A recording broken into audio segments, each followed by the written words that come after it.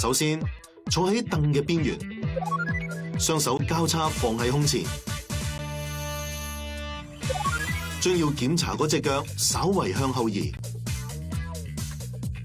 然後將另一隻腳提起，跟住保持呢個姿勢，唔可以借力，單靠一隻腳嘅力量企起身，跟住保持呢個姿勢3秒鐘。